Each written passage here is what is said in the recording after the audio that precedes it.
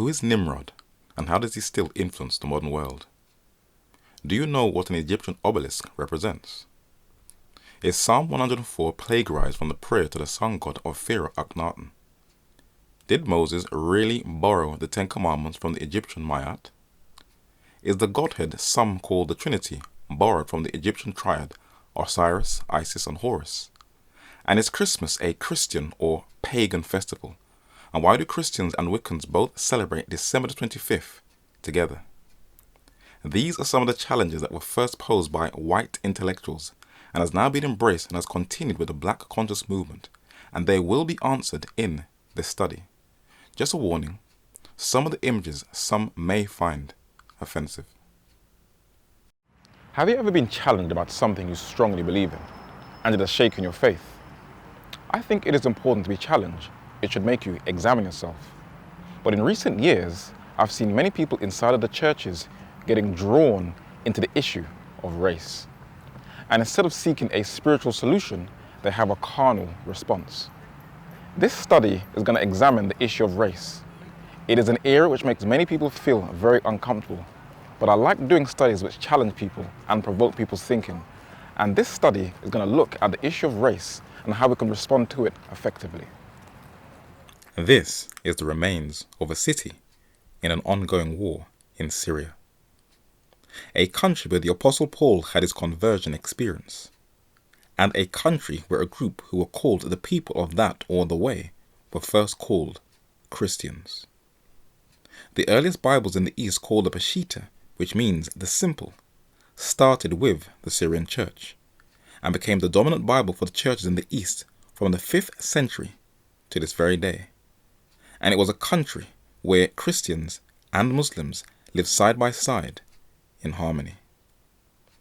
War is horrible. Innocent civilians die or become internally displaced because of the corporate interests of big players. And these are the images from this drone that most news channels won't show, for it will wake people up to the realities and horrors of war and may strike a discussion on why there is a huge influx of immigrants from that region. In August 2016, the US Central Command admitted that the United States may have played a role in civilian casualties. But in a world where the blood-soaked earth just never dries, it is very clear that the top military and intelligence brass have a deep thirst for seeing more and more innocent blood shed. We need to make the Iranians pay a price in Syria. We need to make the Russians pay a price. The other thing I would do... We make them pay the price by killing Russians? Yes. And killing Iranians? Yes. Covertly. Fear drove many of the big human rights developments over the past year. I think it's very important to remind our fellow citizens that we need a range of weapons and equipment to respond and protect our fellow citizens and protect ourselves. Jewish settlers say they're seeking freedom of worship, but Muslims say they're desecrating Al-Aqsa Mosque. But there is another war taking place that is only talked about in a few lone circles. One that is racial in nature, and it is cleverly being stoked by a hidden hand to divide the races.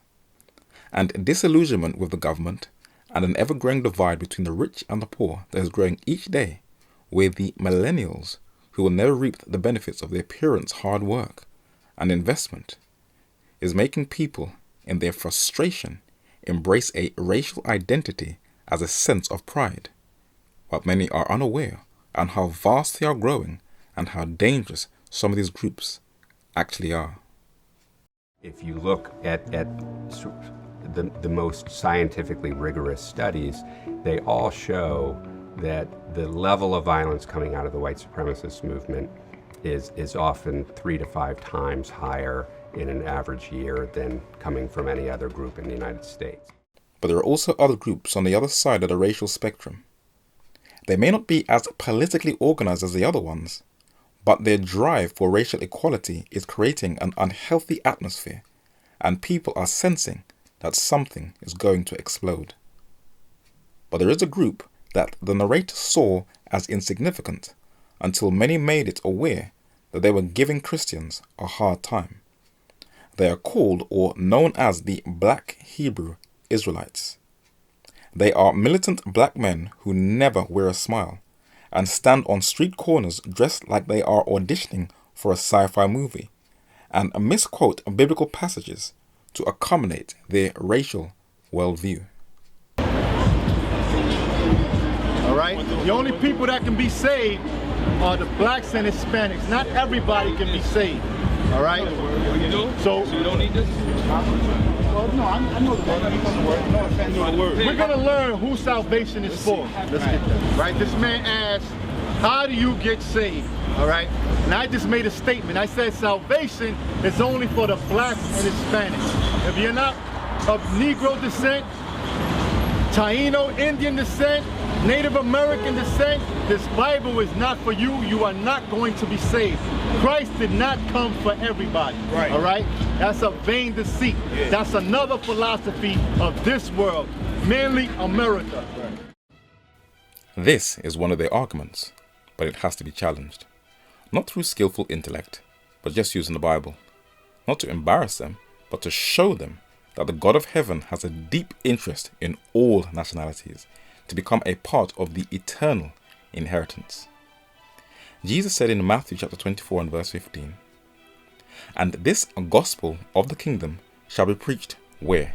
In all the world for a witness unto," and look at the words highlighted, "all nations, and then shall the end come."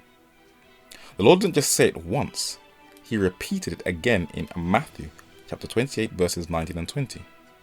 Jesus said that, "Go ye therefore and teach," and look at the words highlighted, "all nations, baptizing them in the name of the Father and of the Son and of the Holy Ghost." So he clearly introduced the Godhead. "Teaching them to observe all things whatsoever I have commanded you, and lo, I am with you always, even unto the end of the world." When Jesus was addressing the Hebrew nation of his day, he told them in Matthew chapter 21 and verse 43, "Therefore I say unto you, the kingdom of God shall be taken from you, and given to a nation bringing forth the fruits thereof." Who is this nation, and what will they comprise of? A number of years earlier, when the Lord spoke to the patriarch Abraham, at the time known as Abraham, it reads in Genesis chapter 12 verses 1 to 3, "Now the Lord hath said unto Abraham, Get thee out of thy country, and from thy kindred, and from thy father's house, unto a land that I will shew or show thee. And I will make of thee a great nation, and I will bless thee, and make thy name great, and thou shalt be a blessing. And I will bless them that bless thee, and curse him that curseth thee. And in thee shall all the families of the earth be blessed." And how will that take place? In Galatians chapter 3 verses 28 and 29, it reads, "There is neither Jew nor Greek, no racial or ethnic qualification. There is neither bond nor free, no preferential treatment due to your social status. There is neither male nor female, no priority or favoritism over your gender. For ye are all one in Christ Jesus. And if ye be Christ, then are ye Abraham's seed and heirs according to the promise." Paul repeats it over again in Colossians chapter 3 and verse 11, when he said, "Where there is neither Greek nor Jew, circumcision or uncircumcision, barbarian, Scythian, bond nor free, but Christ is all and in all." Another disciple makes it even more airtight. It reads in Acts chapter 10 verses 34 and 35, "Then Peter opened his mouth and said, Of a truth, I perceive that God is no respecter of persons, but in," and look at the words highlighted, "every nation, he that feareth him and worketh righteousness is accepted with him." The way God looks at us is completely different how we look at each other. When the prophet Samuel was looking for a king among Jesse's sons, in 1 Samuel chapter 16 and verse 7 it reads, "But the Lord said unto Samuel, Look not on his countenance, that is his face, nor on the height of his stature, that is how tall he is, because I have refused him.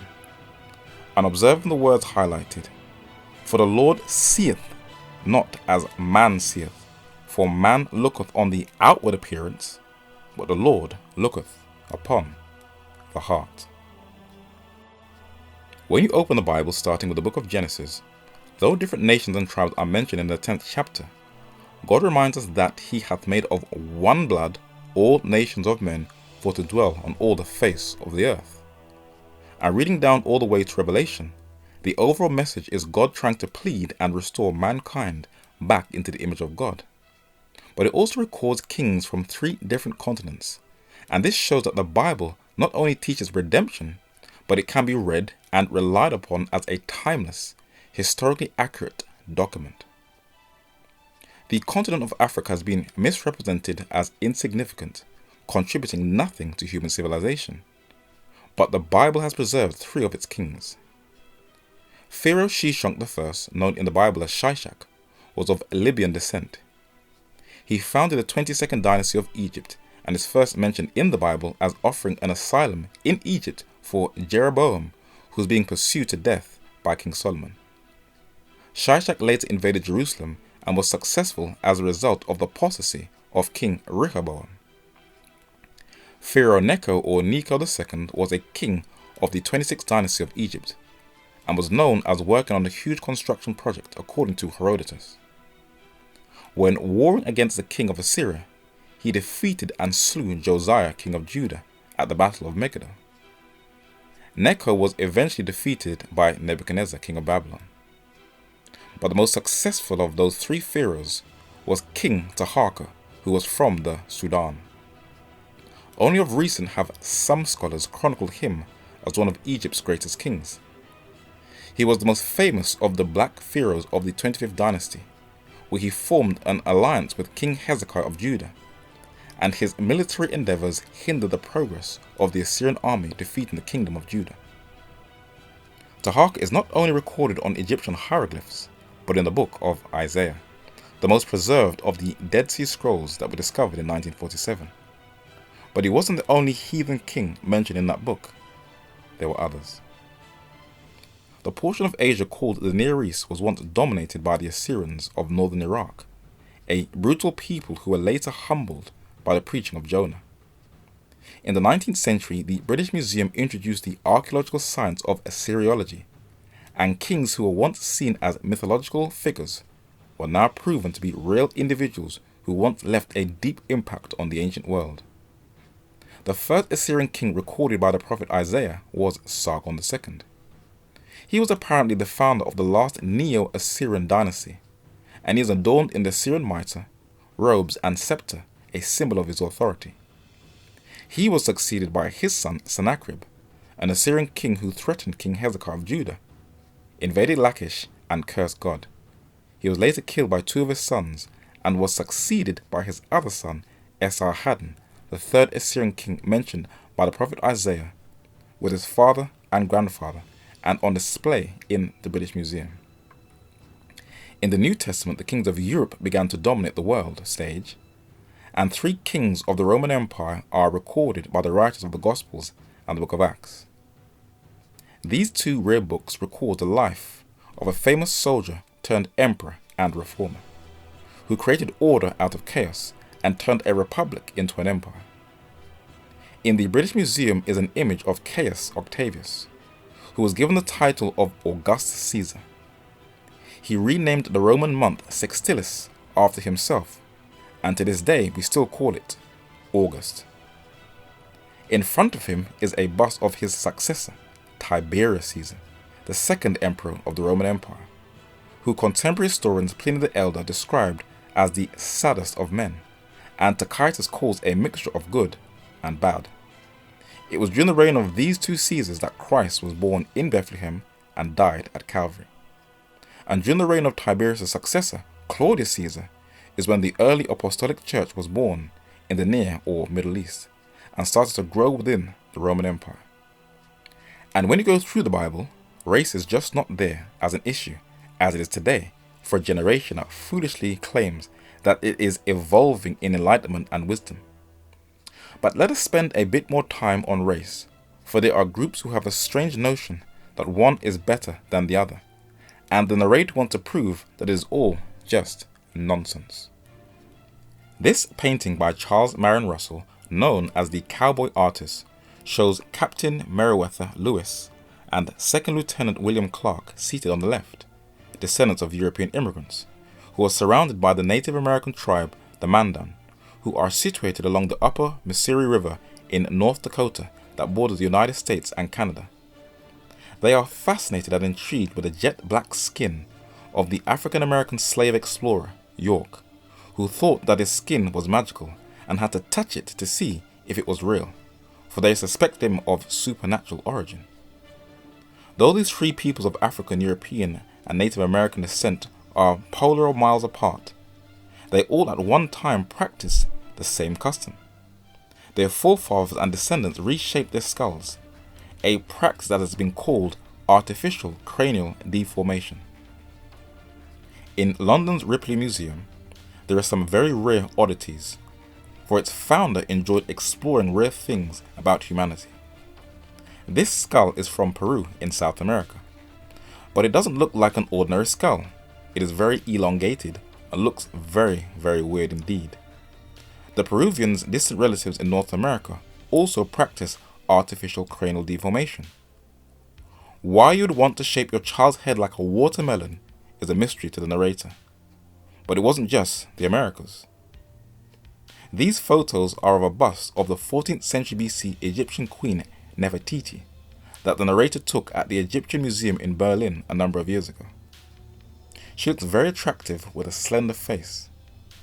But on a side view of this bust, her crown looks quite big at the back, and you're wondering why does her head at the back look so big? When you see this carving of her husband, Pharaoh Akhenaten, on the left, and see what her head looks like on the right, she also seems to have had artificial cranial deformation performed on her as a child. And this is still practiced among some tribes in Africa, especially in the Congo. The Mangbetu people have preserved the practice of elongating their skulls kind of up until the 1950s. Yes, it is weird, but it is their practice. Like the Native Americans, they would get a baby, then wrap its head in some type of cloth and elongate it. And this tradition continued for years. European explorers were intrigued by this practice in the 19th century, called Lipombo, where the infant's head was shaped in a latitudinal way. But many Europeans were unaware that their early forebears practiced it also from early antiquity, and it still existed in France right into the 20th century. It was in the region of Toulouse in France that artificial cranial deformation continued well into the 20th century, at the same time as the Mangbetu of the Congo. And no matter how hard one race thinks of itself as superior, they at one time all practiced the same thing. This is the skull of an early European in London's Natural History Museum. And when you check out the skull of a man from the Middle East in Asia, that is alongside another skull from a man in Kenya in East Africa, you take off all the layers, mankind is just the same. Each culture depicted their distinct facial features in their art, like these copper faces from Nigeria with distinct African features, and this metal caricature from ancient Greece with unique Southern European features, and the Assyrians with their thick Near East noses, long hair and facial beard have their own distinctness about them. And as you carefully look at the distinct features of different groups from all over the globe, yes, they do all have their own distinct look and are all beautiful within themselves. None can claim any level of superiority over another. It's just nonsense. The ancient Greeks depicted black Africans in their art with no biases, and the Nigerians also depicted the Portuguese Europeans in their art in the 15th and 16th century. And when you study the ancient world, race was not an issue. People were not going on about their melanin or their different color or shades of eyes. But today, in the 21st century, race is an issue. And if you think these are ignorances from isolated communities, influential people in both politics and music are pushing for racial superiority. It's sad, but it's a reality. And I love European culture and civilization. I consider it to be the greatest civilization this planet has ever produced. And we are all products, or most of us here are products of that civilization. And it is a fantastic thing. And they ain't gonna fall to the wayside. They're gonna take their street smarts and run the world. Cause the black man is God. And no way out too, that's how I'm gonna leave it on you. Peace. The first time a man was taught that he was a god, lower caps, was when he rejected the word of the Almighty God and embraced the self-worship philosophy of the father of lies in Eden, the dragon, that old serpent which is the devil, and Satan. And the black conscious movement has embraced this philosophy, naively believing that it is unique to the black race, when it can be traced to all false teachings in every culture all over the world. And many are fighting down the Bible and encouraging people to go back to the pagan idolatry of ancient Egypt, then contradicting themselves by quoting the same Bible they reject to validate their own history. I was born and raised in Chicago. I grew up in a Christian household. My grandmother was probably the most religious person I ever met in my life. She took me to church, and every time I went to church, I would ask questions. Yeah. Why don't I see people who look like me in the Bible? Mm-hmm. Why, and I asked, and she would say, just don't ask questions. Yeah, like my mom did. And so that developed in me an inquisitive mind. And I might add, since we talked earlier about Christianity in the Bible, Karakamun's uncle, Shabaka was his father. Karakamun's uncle, Taharka, is the only African king, only African pharaoh mentioned by name in the Bible. And the reason that is because Taharka, when he was the ruler of Kemet and Kush, ruled at that time the largest empire in the world, and he protected Jerusalem from the Assyrians. So that's why in the Jewish text, they acknowledge this African king who saved their nation. Halfway through the interview, he said there is no black representation in the Bible. Then he mentions King Taharka, an African king, near the end of the interview. Then in another portion of the interview, he unconsciously follows a Jesuit tactic, attacking one of the greatest gifts to British Protestantism. That the version of the Bible today, and now for many decades, that is the one that is most often referred to, is the one that was written, commissioned by King James. The reason why I asked you earlier, were you talking about someone in particular, because you talked about a murderer and a rapist and a whole bunch of other characteristics that weren't so flattering. Yes. I thought you might have mentioned King James then. Tell us about King James, the writer, the commissioner, the author of the book that so many Christians today read. He was a murderer, and he wanted to have a book, his own version of the Bible, that would allow him to engage his subjects in the manner that he wanted to and still be looked upon favorably by God. And so one of the world's greatest novelists, Russian author, reformer, and moral thinker Leo Tolstoy, famously said, "When judging other people's shortcomings, remember yours." Scottish monarch James Stuart, King James VI of Scotland and King James I of England, has received an unfair posthumous grilling with a distortion of historical facts in modern times. There was not a monarch in that time period whose life was unpolished, and at times he was given to tyranny. But the secular radar homes in on this one monarch, and as the famous saying goes, anytime you want to hide information from black people, just put it in a book. And the black conscious community's so-called respected intellectuals hijacks arguments from the white community as theirs, presents it to naive blacks, then it becomes to them gospel. Scotsman James Aiken Wiley in his 19th century historical classic, History of Protestantism in Volume 3, gives the most balanced account of King James's life. Wiley documents that King James' earliest tutor, George Buchanan, on the left, instructed the young king in the principles of religious and civil liberty, and Geneva-educated Sir Peter Young, on the right, educated the king in the principles of Protestantism.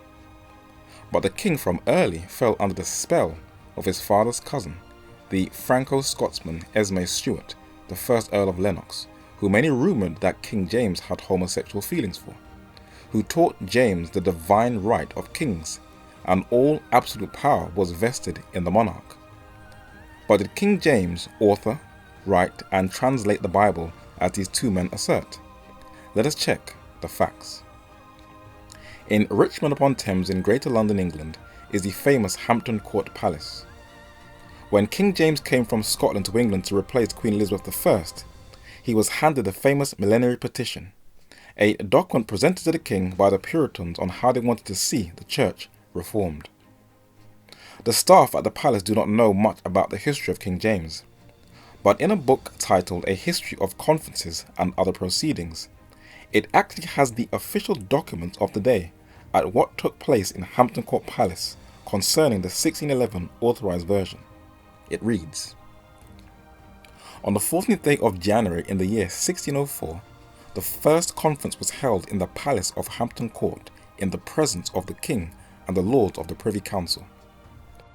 Upon Monday his Majesty appointed certain of the best learned of the precisest sort to be before him in the Privy Chamber to hear what they could object. Dr. Reynolds moved his Majesty that there might be a new translation of the Bible, because those which were allowed in the reign of King Henry VIII and Edward VI were corrupt and not answerable to the truth of the original." So from the official historical documents of the day, it was Dr. John Reynolds, a Puritan, the head of the Corpus Christi College at the University of Oxford, who recommended that a new translation of the Bible should be introduced to the English people to be read. And this has been confirmed by Wikipedia, that says that John Reynolds is remembered for his role in the Authorized Version of the Bible, a project of which he was the initiator, not King James. From attacking the Bible, the Black Conscious Movement now ridiculously claims that its content is borrowed from the culture of the ancient Egyptians. And so it is from the 42 admonitions of Ma'at that Moses derived the 10 Commandments. And so there is a profound difference between an admonition of Ma'at, where one declares your innocence and says, I have not done X, Y, and Z, and a commandment where people without a profound understanding of Ma'at must be commanded not to do things that a person in their right mind would know not to do. Let us carefully analyze the culture and religion of Egypt. No other nation preserved its history with such precision like this North African culture. They were very detailed, but they put their Agon into pagan idolatry. Everything that the human eye could see was turned into a god, where they worshipped and served the creature more than the creator, where they fell prostrate and bowed down to these man-made deities. Crocodiles, lions, cats. They even worship the cat in a dress that's ridiculous. This is a culture that many are running back to, not fully realizing what they practiced. And when you analyze the beliefs of this culture, it is absolutely ridiculous. A number of years ago, the narrator was in regular heated debates and discussions at college with a man who was a follower of a former US R&B singer, Dwight York, who is in the center of this photo. This self-proclaimed charlatan made many false claims by calling himself the Lamb. And as you can read in the bottom left, Melchizedek, but he cleverly called himself Malachi Zadok. Anyone who calls himself the Lamb is in blasphemy. But he also viewed himself as a pharaoh, and like many in the Black Conscious Movement, they take what they want from the Bible to accommodate their own worldview. In Atlanta, Georgia, he tried to recreate his own Egyptian paradise, and he had quite a huge following when he was at his peak of self-delusionment. And the narrator just knew this man was a blatant scam artist. He was later jailed for molesting not just girls, but also boys, which many of his followers see as a smear campaign. But in 1997, the narrator purchased one of their books, scroll number 154, and it was adorned with the pagan idolatry of Egypt and the belief in UFOs and aliens, which was fundamental to the group known as the Nubians. Its ideology penetrated into the hip-hop culture, with the Atlanta-based group Outkast on their album Ekumani incorporated the Nubian philosophy with its Egyptian symbols and UFOs. when the narrator used to come from church and watch Yo MTV Raps on a Saturday evening, the Outcast video Elevators would come on regularly, incorporating the Nubian philosophy of Dwight York, where they taught a generation of young men that they are from Egypt and that they are descendants of aliens. Also remember that 75% of rap music is brought by white males, so all cultures were affected. And if you think this is just a one-off video from hip-hop, English film director Ridley Scott also did the same thing in the film Prometheus, that taught that we must go back to the religion of Egypt, where we will discover that we are not created by God, but aliens called the engineers. And as the narrator has observed black consciousness or New Age philosophy, it is all the same thing. The human heart does not want to recognize God, but continues to embrace the lie at Eden. Let's go back to Egypt again. So the Egyptians would worship the scarab beetle. They were some of the most dominant of all the imagery in ancient Egypt. But why? A painting in a coffin at the top shows a scarab just under the sun. You see, the scarab beetle would roll elephant's dung and lay their eggs in it. But the Egyptians, in their superstition, believed that the dung was the sun god being rolled across the heavens. I'd like to ask you a question. Would you really want to go back to the worship of an animal that rolls doo-doo or dung? Many of the Black conscious movement is running to India, for they see the ancient Egyptian religion still preserved within that culture. The 19th century English Egyptologist Sir John Gardner Wilkinson says, if there is any connection between the two religions of Egypt and India, this must be ascribed to the period before the two races left Central Asia.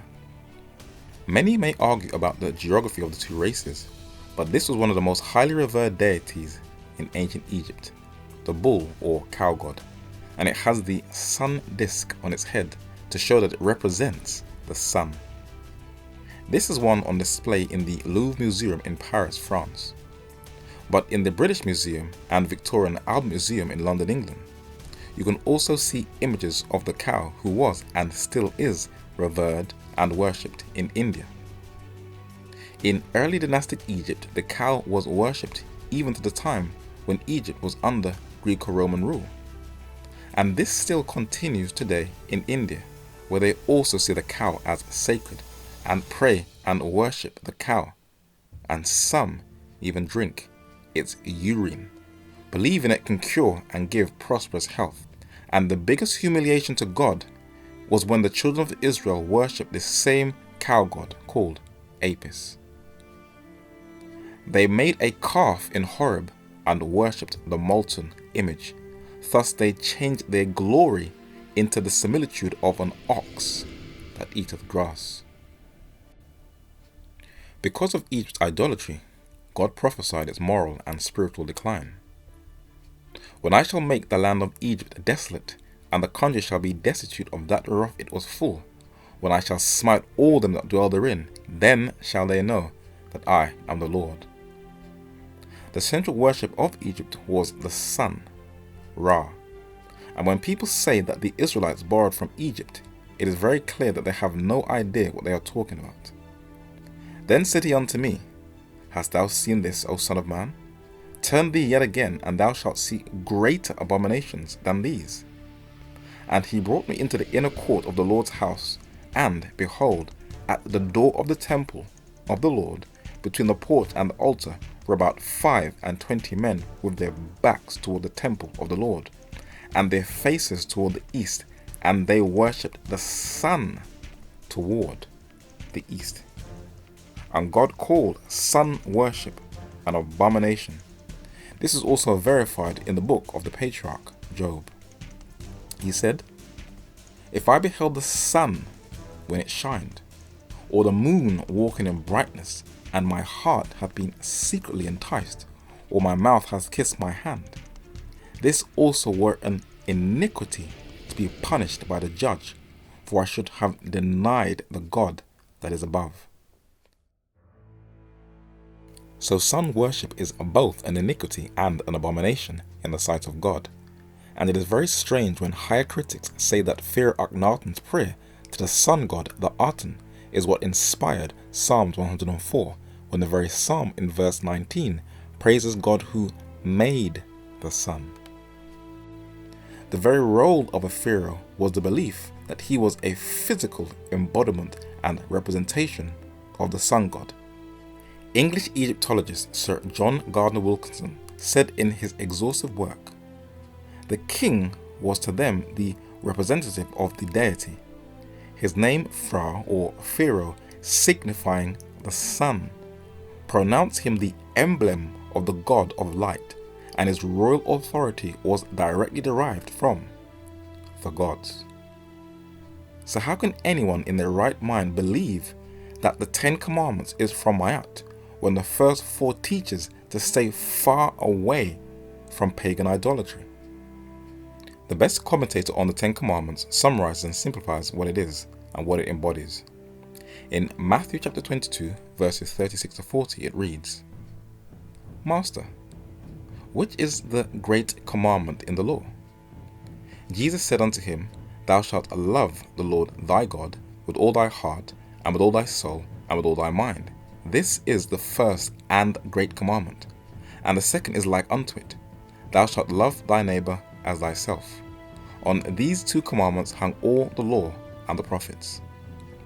This has been seconded by another authority. In Romans chapter 13 verses 9 and 10 it reads, "For this, thou shalt not commit adultery, thou shalt not kill, thou shalt not steal, thou shalt not bear false witness, thou shalt not covet. And if there be any other commandment, it is briefly comprehended in this saying, namely, Thou shalt love thy neighbor as thyself. Love worketh no ill to his neighbor, therefore love is the fulfilling of the law."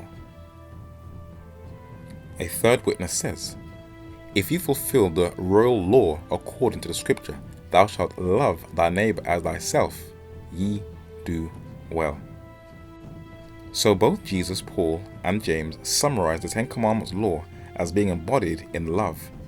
And the best way to ease racial tensions is by following that divine principle, selfless love to your fellow man and love to God who made you.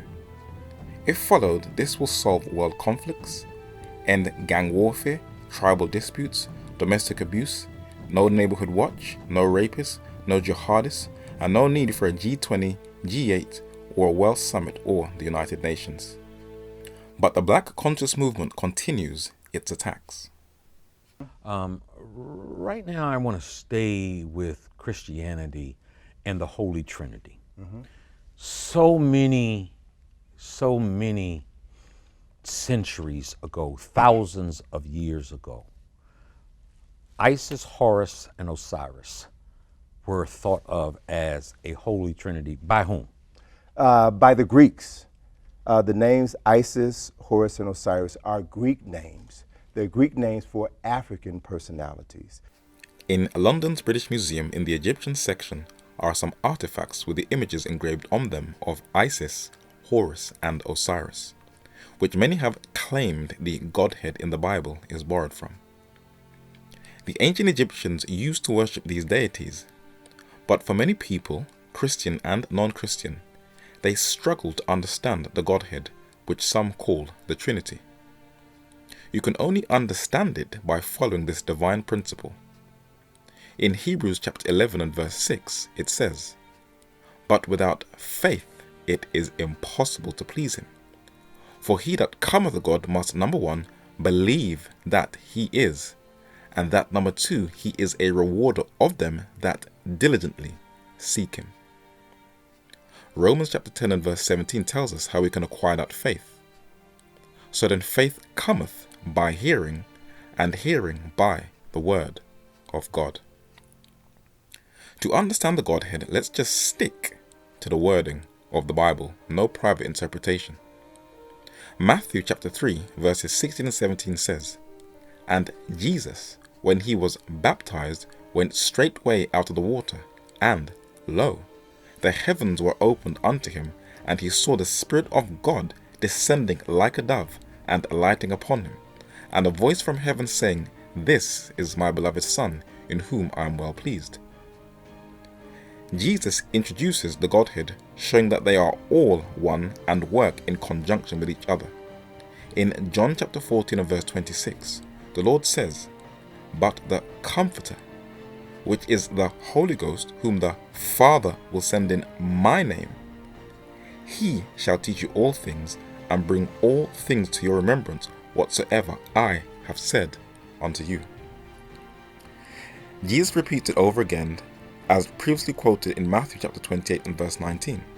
The Lord says, "Go ye therefore and teach all nations, baptizing them in the name of the Father, the Son, and the Holy Ghost." So Jesus shows that all three are God and work together in redemption, but they also work with each other in creation. In Genesis chapter 1 verses 1, 2 and 26 it reads, "In the beginning, God," which is the English translation of the Hebrew word Elohim, plural, "created the heaven and the earth. And the earth was without form and void, and darkness was upon the face of the deep. And the Spirit of God moved upon the face of the waters. And God, Elohim again, said, Let us make man in our image, after our likeness, and let them have dominion over the fish of the sea, and over the fowl of the air, and over the cattle, and over all the earth, and over every creeping thing that creepeth upon the earth." When the Elohim said us, who spoke it into existence? When John was writing about Jesus Christ's deity in John chapter 1 verses 1 to 3, he said, "In the beginning was the Word, and the Word was with God, and the Word was God. The same was in the beginning with God. All things were made by him, and without him was not anything made that was made." One of the first Westerners to claim that the Christian Godhead was borrowed from the Egyptian triads was 17th century Ralph Cudworth, who was the leading systematic philosopher among the Cambridge Platonists. But his argument was refuted by John Lorenz von Moschim, the German Lutheran Church historian, professor at Helmstedt and chancellor at the University of Göttingen, who was the first church historian to advocate the treatment of original sources from an objective and critical standpoint. This 2-volume set book, The History of Ancient Egypt, refutes the argument and shows where it came from. And George Rawlinson says, "It has been supposed by some that the Egyptian esoteric religion comprised a recognition of the fact first made known to mankind distinctly by Christianity, that the divine nature is a trinity in unity." In the 17th century, Cudworth strongly supported this view, and in modern times, the Black Conscious Movement, it has been favored by some of those who are opposed to the doctrine and desirous of tracing it to a merely human origin. But the grounds upon which Cudworth rested his belief were long ago examined and refuted by Moschim, who showed in the first place that the authority on whom the English divine relied was untrustworthy, and in the second that he did not make the assertion which was ascribed to him. Modern investigation of the religious books and inscriptions of Egypt confirmed the view of Moschim. For though the local worship of the country triads were very numerous, there is not the slightest indication of the Egyptians having possessed any such conception as that of a trinity in unity. The Supreme Being was viewed as in his essence absolutely one, and when divided up was divided not into three, but into a multitude of aspects. The triads are not groups of persons, but of attributes. The three are not co-equal, but distinctly the reverse, the third in the triad being always subordinate. Nor is the division regarded as in any case exhausted of the divine nature or exclusive of other divisions. The doctrine of the Trinity is thus in no sense an Egyptian doctrine, and it is quite fanciful to suppose that it even, in any sense, grew out of the Egyptian affection for triads. The doctrine, as has been frequently shown, underlies the most ancient portions of the Pentateuch, and is most reasonably regarded as involved in that primeval revelation which God vouchsafed to our first parents in paradise. So the black conscious arguments trying to compare Egypt to Christianity is borrowed from whites and has no foot to stand on, but they still make more claims. Now, according to some versions of the story, Heru was born 6,000 years ago on December the 25th. So we have within the story of the founding Paris of ancient Kemet, Osiris and Heru, the fundamental story that would later be incorporated into the Bible as the story of Jesus. And most of the Black Conscious Movement arguments are borrowed from a 2-volume set book called The Natural Genesis, a book that has been discredited by nearly all academics for its lack of data. Gerald Macy claimed that all Western religions can trace their origins to Egypt, and the arguments from the black community are just borrowed from the white community. Gerald Macy says in Volume 2, the supposed historical Christ had no other birthday than that of the solar god. The divine child was born in the winter solstice, December the 25th, the date assigned to the birth of the sun god Mithras and to Horus the child in Egypt. As scholars have studied the ancient catacombs of Rome, they have found no inscriptions of the god Mithras that said he was born on the 25th of December. That's a myth. And there is still no papyri, manuscript or hieroglyph from Egypt that says that Horus was also born on December the 25th. Now it was a pagan festival, but they can't be traced to these two gods. And when you open up the Bible, can anyone cite one passage of the Holy Scriptures where the writers, Jesus, or the disciples mentioned the date of Jesus' birth and taught others to observe it? There is no scripture reference for it because it is not in the Bible. So those who have tried to link Jesus with Horus, there is no evidence. But most of the Christians of today still celebrate the sun god on December the 25th. And if you ask them where in the Bible is it found, they get very, very defensive because they enjoy it. And most Christians of today, unfortunately, are not Bible-based. And the reason why scholars are saying that Christianity is fake, cheap, phony, and no different to paganism is not because of what the Bible says, but because of what Christians do. In the Huffington Post, it records how Courtney Weber, a Wiccan priestess, tarot advisor, and teacher with a pentagram around her neck, and Lisa Anderson, a Christian theologian and social justice activist, are friends and co-workers who both celebrate December the 25th. Now, if Christians never practiced these pagan holidays, secular critics would not have a foot to stand on. But because Christians have borrowed so many of their customs from pagans, they are constantly being challenged. Black Madonna. The Black Madonna is the Greek version of Isis and Horus, which is the Europeanized version of Heru and Aset. Westminster Cathedral in London, England is the mother of the Catholic Church in England and Wales. At the top in the centre are two flags. On the right is the Union Jack, the flag of the United Kingdom, and on the left flies the flag of the Vatican City-State, known as the flag of the Holy See.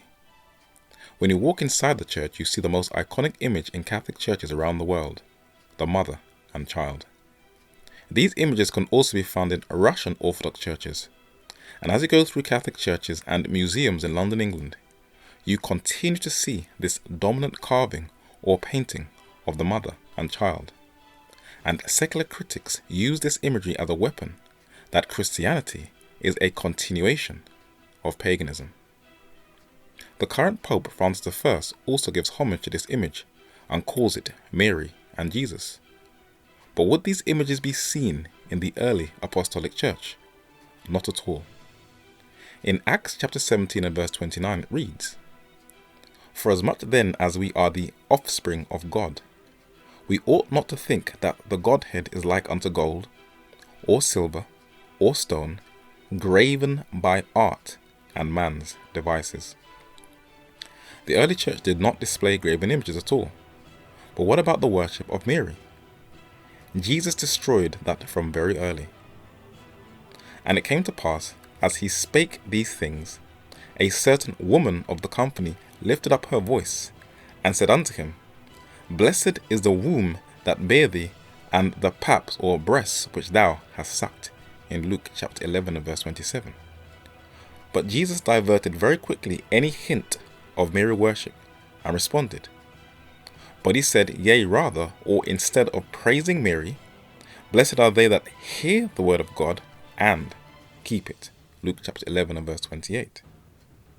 In London's British Museum, that houses some of the best artifacts in the world, we get a background of where the mother and child imagery come from, and it is not from the apostles, it is from paganism.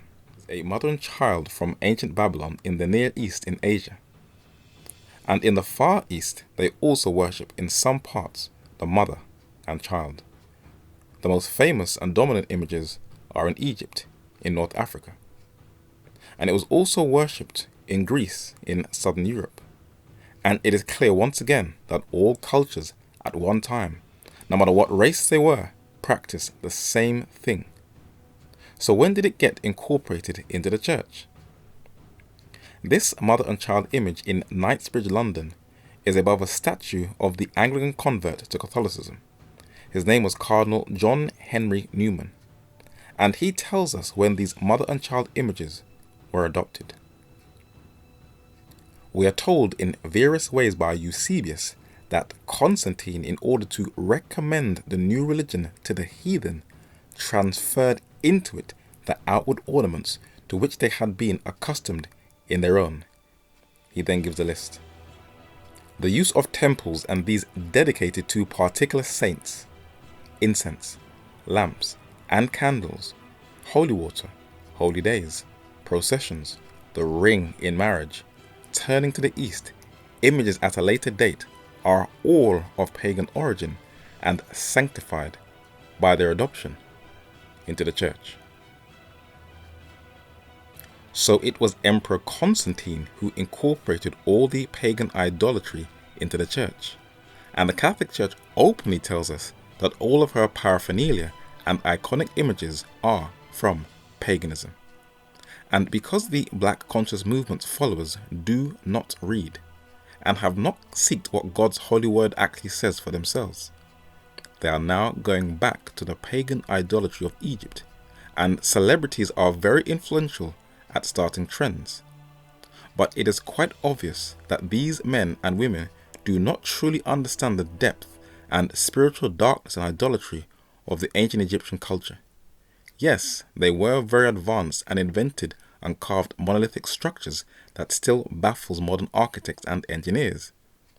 But if you were to challenge them on some of the ancient practices, they would have no part of it. But there are many who are pushing for it, naively believing that it will greatly enlighten them. And the most obvious symbol of the capital of the wealthiest and most powerful nation in human history is an object that is known as the Washington Monument. Yes. It stands in the geographical center of what was originally the 10-mile square of the capital of the United States of America. Now that symbol is an ancient African symbol which represents the resurrection of an African king named Asar, whose name was later changed by the Greeks to Osiris. So that symbol is the oldest symbol of resurrection known to man. And I might add, Rock, that symbol was developed in Africa, principally in Kemet, the country that the Greeks renamed Egypt. That symbol is over 6,000 years old. And it represents a man, Asar, who was the founding father of Kemet, the nation of the black people. The obelisk known as the Washington Monument is the world's tallest stone structure and the world's tallest obelisk, standing 554 feet tall in height. But what does an obelisk actually represent? In a book titled The Phallus, it documents the global worship in every pre-Christian culture, even to modern times, of the male's sexual organ by a French-born historian, dancer, musicologist and convert to Hinduism, Alain Danielou. And this is what he documents in his thesis.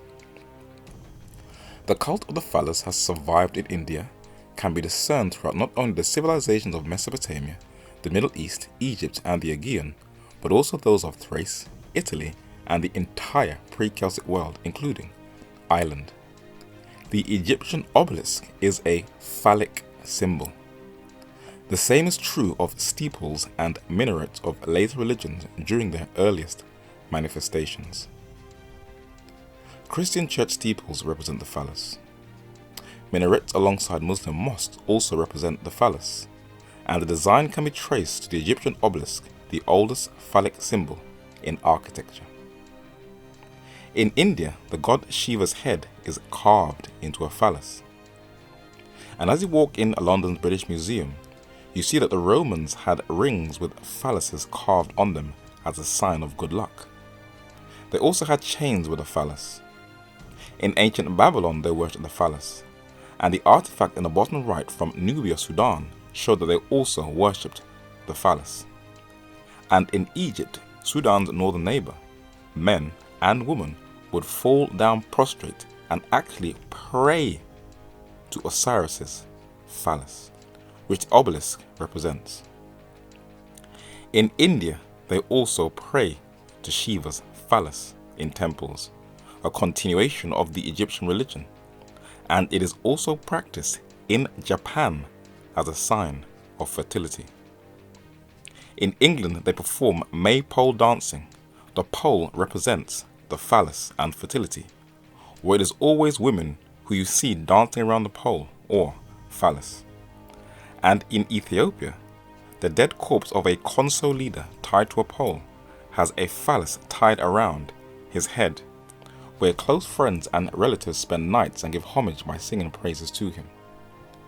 In Ethiopia, they also carved huge obelisks, and on a close inspection of those that have fallen, they, even more than the ones in Egypt, are carved at the top in the form of a man's phallus.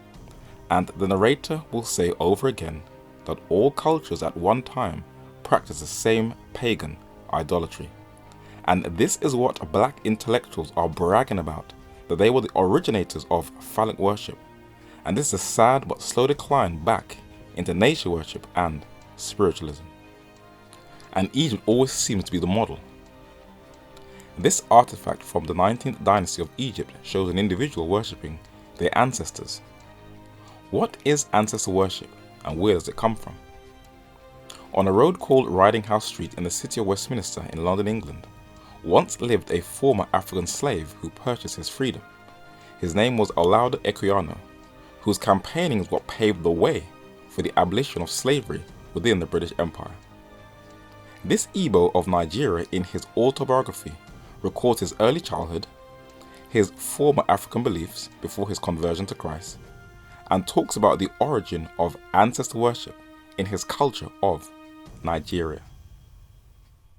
I regard myself as a particular favourite of heaven and acknowledge the mercies of providence in every occurrence of my life.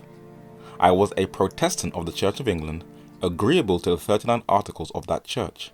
By free grace I was persuaded that I had a part and lot in the first resurrection. So he believed that when he died, he would rise in the first resurrection at the second coming of Christ. As to religion, the natives of his native Nigeria believe that there is one creator of all things and that he lives in the sun worship. But as for the doctrine of eternity, I do not remember to have ever heard of it. Some, however, believe in the transmigration of souls in a certain degree. Those spirits which are not transmigrated, such as our dear friends or relations, they believe always attend them and guard them from the bad spirits of their foes. Libation is made by pouring out a small portion of the drink on the floor and tossing a small quantity of the food in a certain place for the spirits of departed relations, which the natives suppose to preside over their conduct and guard them from evil. Ancestor worship is the belief that you are still in contact with your dead relatives, and it's not just in Africa. In Asia, especially the Far East, they also have practiced ancestor worship from antiquity to this day. And in ancient Europe, this Greek soldier has a staff on a serpent in the bottom left, which was believed was his ancestor. In ancient Rome, they had household shrines called alarium, with the two serpents at the bottom dedicated to the ancestors. And Caesar Augustus introduced ancestor worship to ancient Rome. And when his stepfather, Julius Caesar, died, a comet appeared in the heavens where they believed Julius was now admitted to the company of the gods. And Augustus made a god out of him, a custom called apotheosis, hero worship or ancestor worship, and the 5th Roman month Quintilis was renamed Julius or July. If you were around in the 1980s, the children's animation called Thundercats were about feline superheroes who always looked for advice from their dead overseer called Jaga, another form of ancestor worship. And famous people like Angelina Jolie said that her dead mother is helping her to bring up her children. And Hillary Clinton, according to some media accounts, has channeled the spirit of Eleanor Roosevelt, the same ancestor worship.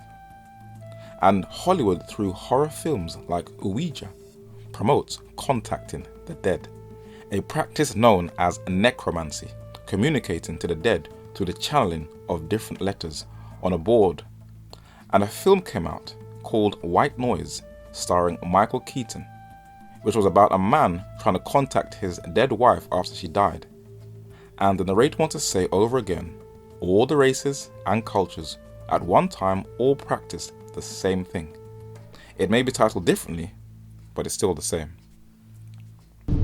Electronic voice phenomenon, EVP, is the process by which the dead, through sound and image, communicate with the living through the static and white noise of modern electronic devices. On the official website of the film White Noise, it gives a historical background of the so-called modern occult practice, electronic voice phenomenon, and it records an experience in 1952 of 2 Catholic priests who were said that they heard their father talking back to them over a recording of a Gregorian chant, and their findings were endorsed by Pope Pius XII. The English singer Rita Ora sings for the Vatican for the vigil and canonization of sainthood of Mother Teresa, which goes back to the ancient Roman practice of apotheosis that teaches you can pray to the dead, which is fully in line with Roman Catholic teaching. For in the Catechism of the Catholic Church, it actually teaches the pagan teaching of ancestor worship, the belief that you can pray to the dead. It reads, Communion with the dead. In full consciousness of this communion of the whole mystical body of Jesus Christ, the Church in its pilgrim members from the very earliest days of the Christian religion has honored with great respect of the memory of the dead. And because it is a holy and wholesome thought to pray for the dead, that they may be loosed from their sins, she offers her suffrage for them. Our prayers for them is capable not only of helping them, but also making of their intercession for us effective. The narrator is opposed to any form of ancestor worship or contacting the dead, whether it be in Africa or the Vatican, for we are not in communion with dead relatives, but with demons. And the Bible is totally separate from the teachings of all pagan cultures, where in Isaiah chapter 38 and verse 18 it reads, For the grave cannot praise thee, death cannot celebrate thee, they that go down into the pit cannot hope for thy truth. So praying for them is in vain. And in Hebrews 9:27 it also reads, And as it is appointed unto men once to die, but after this, the judgment. So how was human life brought into existence, and what happens at death? And the Lord God formed man of the dust of the ground, and breathed into his nostrils the breath of life, and man became a living soul. Genesis chapter 2 and verse 7. So dust and breath equals a living soul. So what happens at death? Then shall the dust return to the earth as it was, and the spirit shall return unto God who gave it. Ecclesiastes chapter 12 and verse 7. In London's Golders Green Crematorium, among these death plaques, the last half of that text is on display, and the spirit shall return unto God who gave it. But what is the spirit that returns unto God? Job chapter 27 and verse 3 reads, All the while my breath is in me, and the Spirit of God is in my nostrils. So the spirit which returns to God is the breath that the Lord breathed into the nostrils of man. There is a reason why the narrator is strongly adamant against ancestor worship and communion with the dead. For when you are dead, you are dead. And if you see anything resembling a relative you have just buried, it is not them. For the Bible is unequivocally clear in Job chapter 7 verses 9 and 10. As the cloud is consumed and vanisheth away, so he that goeth down to the grave shall come up no more. He shall return no more to his house, neither shall his place know him any more. This is seconded by another witness. For the living know that they shall die, but the dead know not anything, neither have they any more a reward, for the memory of them is forgotten. Also their love, and their hatred, and their envy is now perished. Neither have they any more a portion forever in anything that is done under the sun. Ecclesiastes chapter 9, verses 5 and 6. When God separated the children of Israel from all the other nations, especially pagan Egypt, any form of contacting the dead was totally forbidden. In Deuteronomy chapter 18, verses 9, 10, 11, it reads, When thou art come into the land which the Lord thy God giveth thee, thou shalt not learn to do after the abominations of those nations. There shall not be found among you anyone that maketh his son or his daughter pass through the fire, or that useth divination, or an observer of times, or an enchanter, or a witch, or a charmer, or a consulter with familiar spirits, or a wizard, or a necromancer. So witchcraft and necromancy, which is contacting the dead, was forbidden by God. And when you read Galatians chapter 5, verses 19, 20, and 21, witchcraft is ranked among one of the lusts of the flesh, with other aspects of fallen human nature. But there has been a new desired interest in this art. The Concise English Dictionary mentions voodoo, a belief in religious witchcraft as prevailed among West Indian Negroes, and at the bottom it says where these West Indians inherited it from, Dahomey, that is now called Benin in West Africa. This voodoo or Vodun priest of Benin in West Africa stands next to a door of a temple that is dedicated to the reptile he has around his neck, the serpent or this python. It is the python temple that is revered by most or half of the 9 million people of the former French colony in West Africa, where most of its beliefs are derived from the Yoruba people of Nigeria, where this voodoo temple in Benin also has on its walls the Hindu gods that also reveres the serpent with this voodoo priestess. The Benin culture has also received its blessings by the Vatican's former CEO, Pope Benedict XVI. You may wonder, why does the Church of Rome endorse voodoo? We shall see why in a moment. But voodoo or Vodun is still going strong among the descendants of Benin in the former French colony in Haiti, in the Caribbean. And the narrator has learned that there are many African and Caribbean descendants who are still practicing it even within sight of the black churches in the United Kingdom. Why is there this sudden interest in voodoo? There is a reason. Francois Dominique Toussaint Louverture was the leader of the Haitian Revolution, where black African slaves rose up and defeated white Europeans and created the first black republic. In Jamaica, the descendants of black African slaves, who were called the Maroons, also rose up and defeated the British. But what did both the Haitians and Jamaicans rely on to defeat the Europeans? In the London Guardian, it recorded that Toussaint Louverture defeated Britain, France, and Spain to create a country free from slavery. Like most Haitians today, Louverture was a voodoo saint or adept of voodoo, a peaceable creed that marries Catholicism with African animism. Most historians agree that Haiti's slaves first rose up in rebellion under a Jamaican voodoo priest named Boukman. On the night of August 15, 1791, Boukman called on the spirits of ancestral Africa to punish the plantocracy. Louverture is said to have taken part in this ceremony, and within 6 weeks the island's rebel slave armies had begun their 12-year struggle for freedom. That night 1,000 French whites were reportedly massacred and their plantations set ablaze. So when studying at least West Indian voodoo, all roads lead to Rome. And when Pope Benedict XVI had a meeting at Assisi in 2011 for world peace, he invited many of the world's religious leaders to pray to their gods that included Professor Wande Abimbola, a Yoruba from Nigeria who was second from right from Pope Benedict XVI, who prayed to Olokun, the Nigerian god of the sea, nature worship.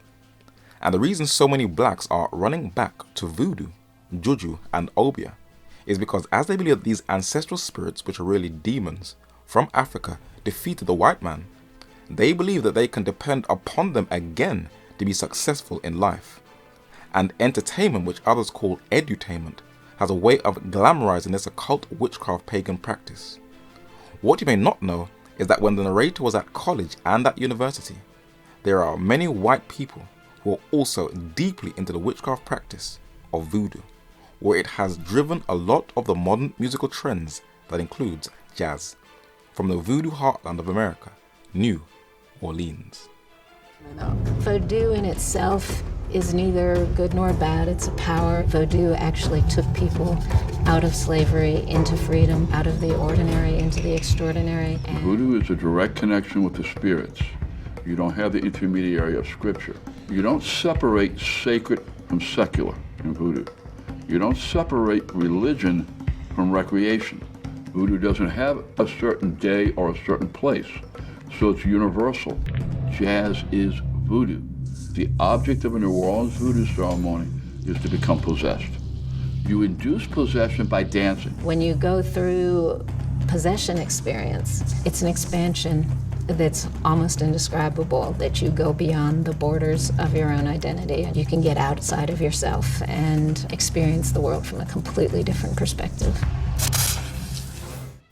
The serpent is central to voodoo, but it was also central to the religion of ancient Egypt, and it was also in ancient Babylon.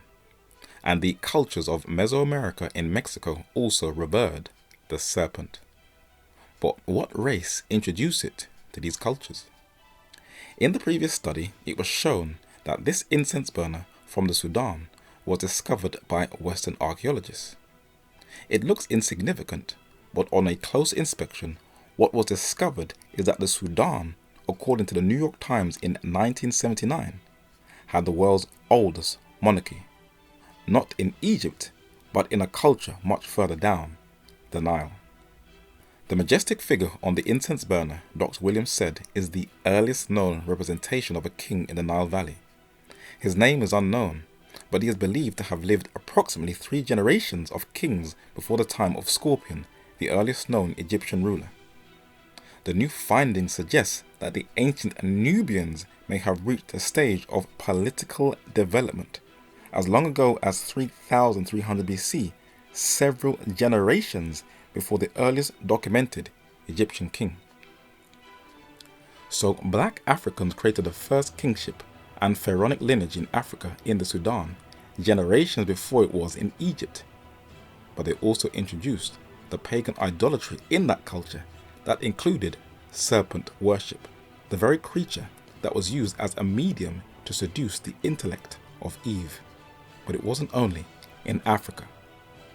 The Phoenician alphabet and its decipherment by the German Lutheran Orientalist Heinrich Gesenius is what opened the door to the deciphering of the Near Eastern script of ancient Babylon called cuneiform.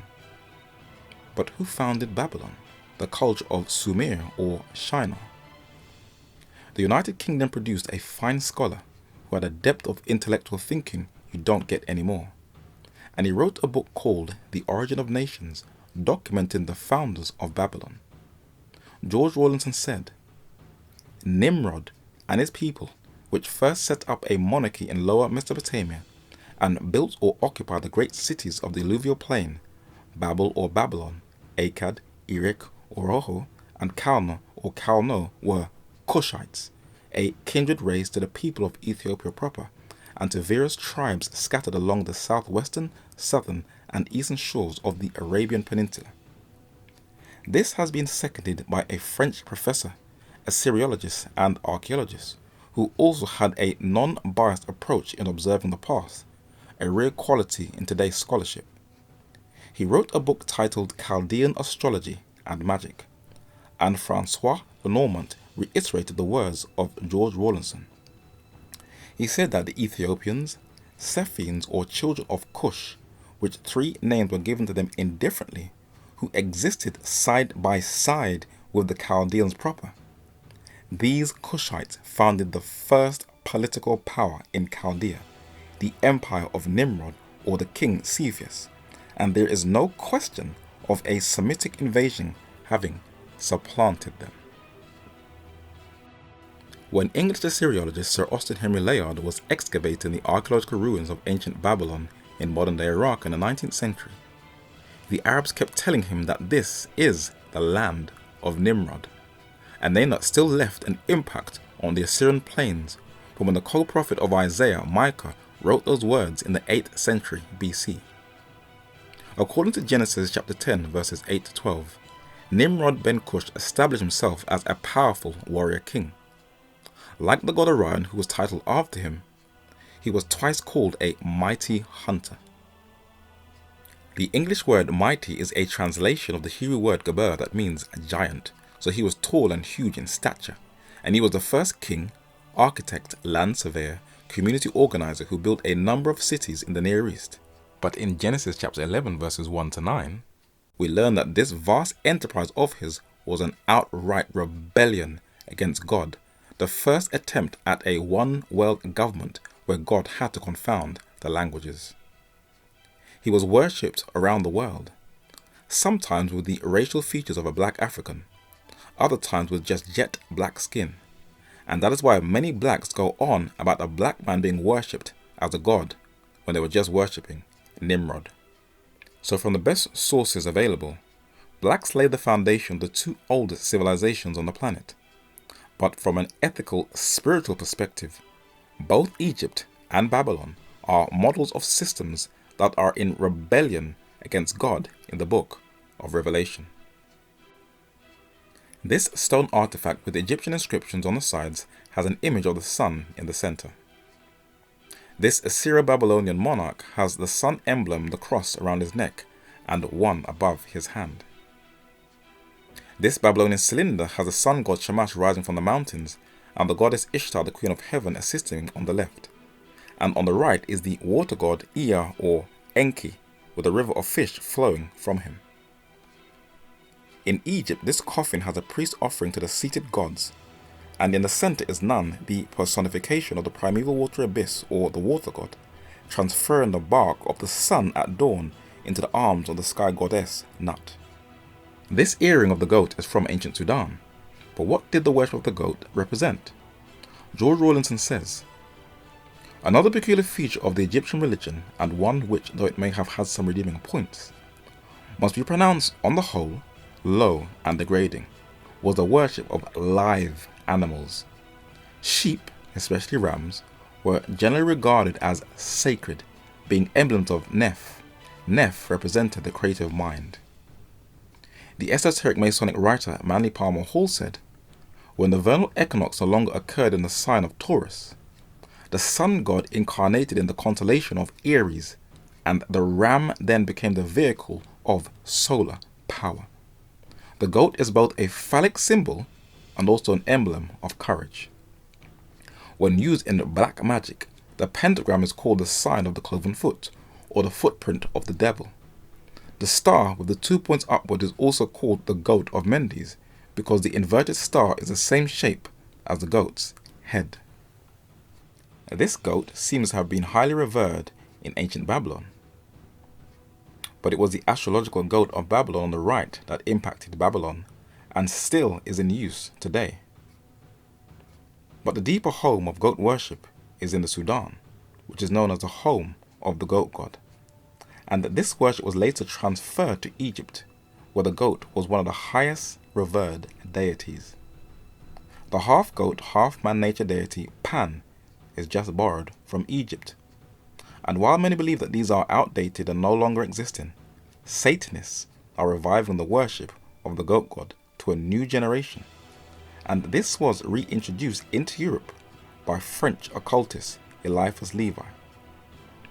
And the man who popularized it was American Satanist, the late Anton LaVey.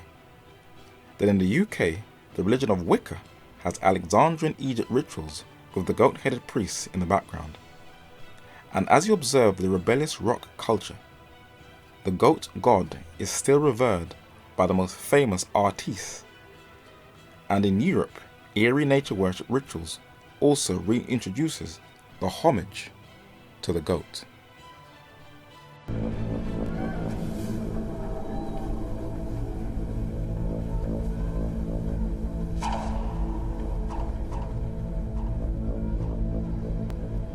This is St. Peter's Basilica in Vatican City, the headquarters of the Roman Catholic Church. And when you walk inside, you see a continuation of the nature deities from Egypt and ancient Babylon, with the serpent horns coming out of its head. Cardinal John Henry Newman verified that paganism was sanctified and adopted by the Roman Catholic Church. And this artifact from ancient Babylon has the head of the most feared deity of Babylon up top, named Pazuzu, the Lord of the Ear. And in the center of the panel are men with a fish mitre that covers their body from head to toe. Here is a much larger one in the British Museum, with the fish head on the top and the scales covering the body. And all succeeding popes still wear the same fish mitre from ancient Babylon upon their head, which is a continuation of that system. And the cardinals also wear the same attire on their head. The Neo-Babylonian kingdom may have been overthrown in 538 BC, but its spirit is still alive. This Assyro-Babylonian monarch wears a mitre on his head with two tassels that run down to his back, with a golden cup in his hand.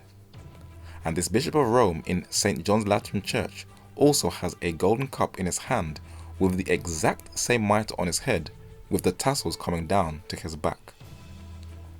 Scottish historian James Aiken Wiley said, "The papacy is a new Babel, in which the old redoubtable idolatries are the builders. It is a spiritual pantheon in which the local and vagrant superstitions find again a centre and a home. Analyze popery and you will find all these ancient systems in it." So the rebellious idolatrous system that Nimrod ben Cush set up thousands of years ago still exists today after his death, fully embodied in the papacy. And if you don't study the past, you cannot understand the present.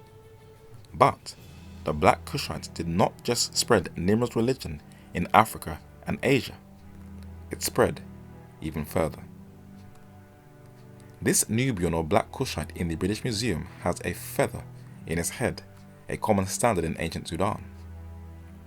This wall painting in Egypt dated to the 14th century BC shows Nubian Black Cushite chiefs in the front with the double feathers in their head that is symbolic of light and air, and it can be seen on the heads of Ra, Osiris and Amun-Ra. But how far did this spread? Here is an Egyptian queen, Ahmes Nefertari, also with the double or two feathers in her head. This Babylonian chief or king also is adorned with the double feathers in his head, which shows how far its influence spread.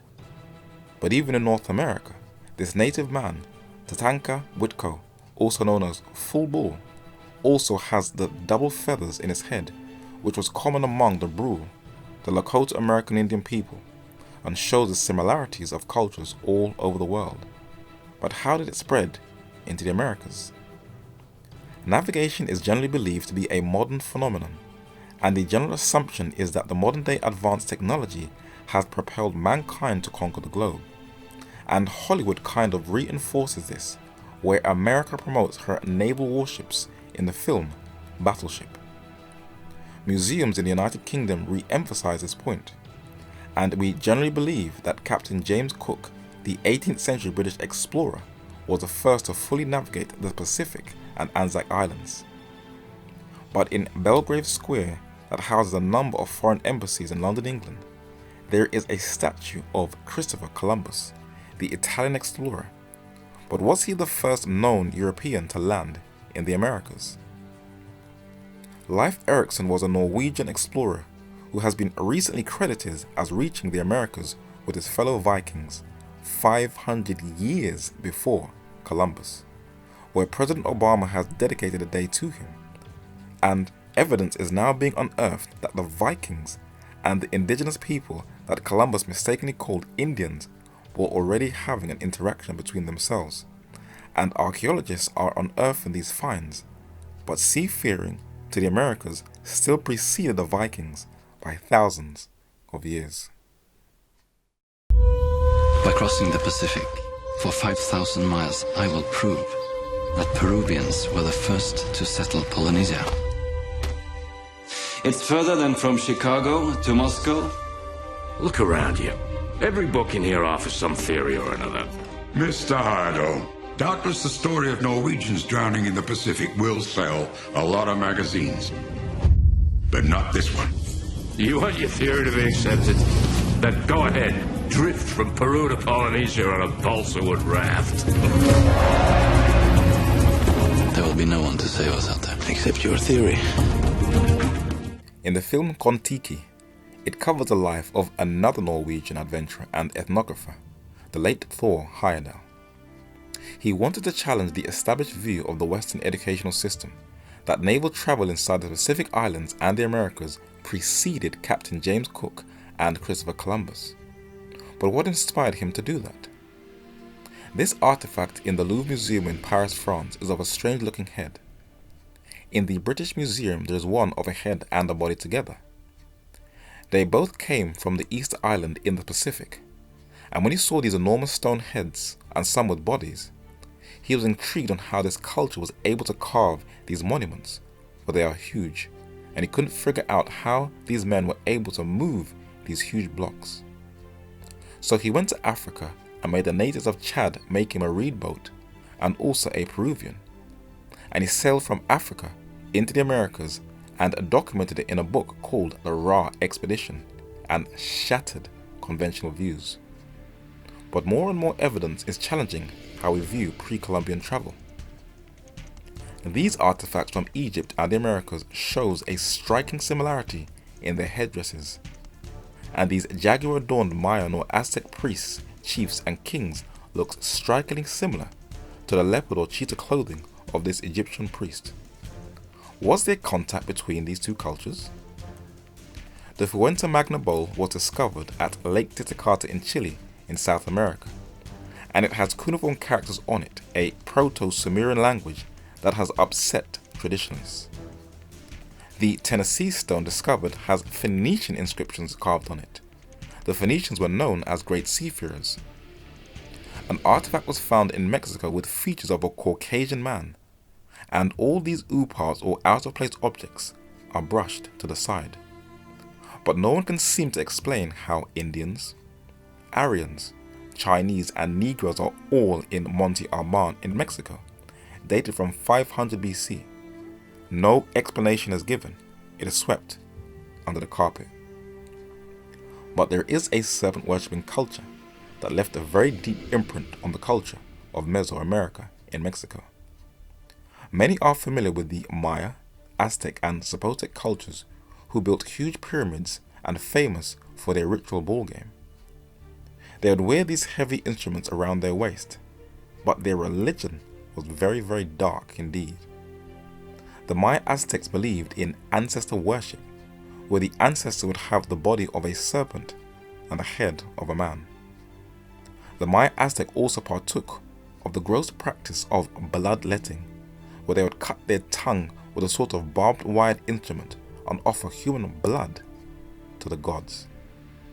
They had their own alphabetic script and counting system, a calendar that was divided into the religious and civil year, and they built pyramids whose mathematics and engineering skill still baffles archaeologists, historians and linguists in the West. But who laid the foundation for these pre-Columbian cultures? Time magazine records that more than 1,500 years before the Maya flourished in Central America, 25 centuries before the Aztecs conquered large swathes of Mexico, the mysterious Olmec people were building the first great culture of Mesoamerica.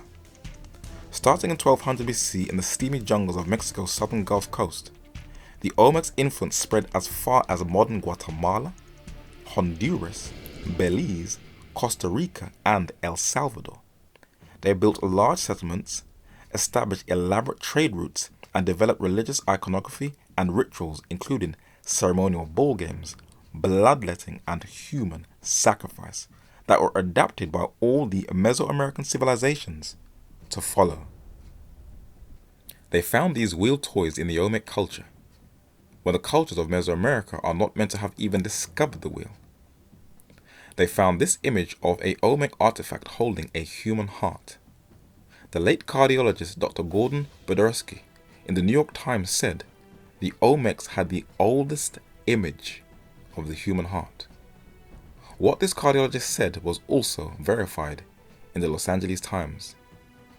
They also had the oldest writing system in the Western Hemisphere, around 3,000 years old, with the oldest glyphs and the bar and the dot calendar. But who are these people called the Olmecs?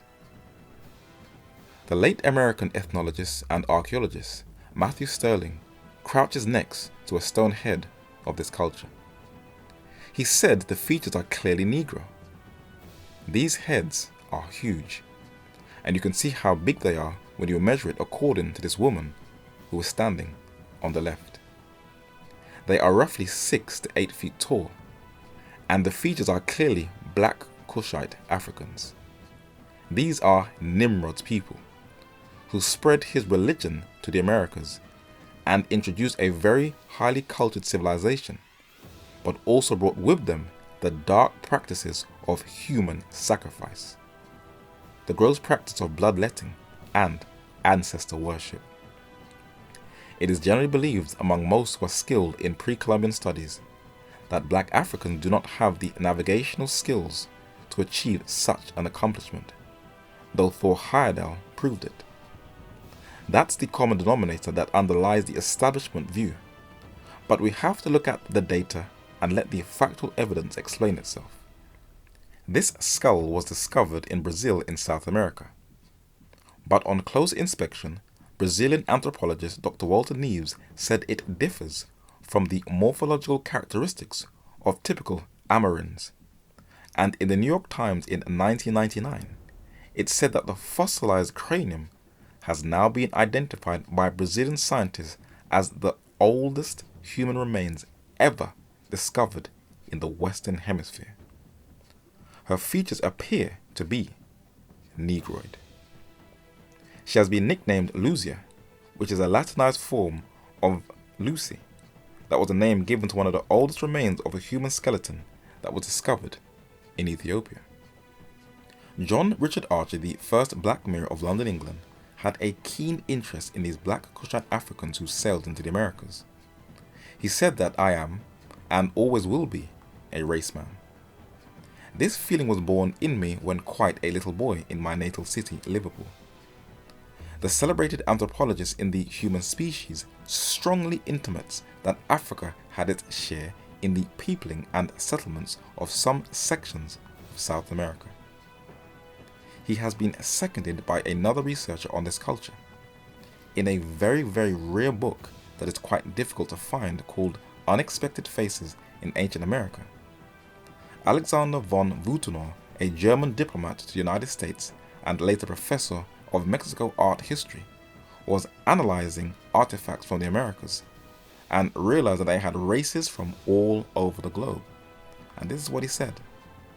There is at least good probability that the notorious Olmec rulers could claim as procurators some highly civilized Negroid people from Africa. Clearly, Negroid representations in America can be identified as early as 1200 to 500 BC, at least in terracotta and other materials known at present.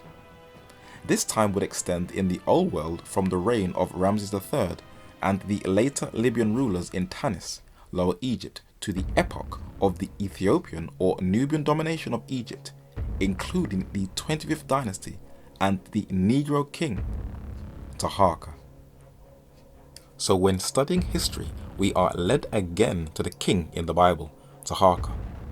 But even though he intervened between Assyria and Judah, he was still a Gentile who continued the idolatrous pagan religion of Nimrod by worshipping a falcon in the form of Horus.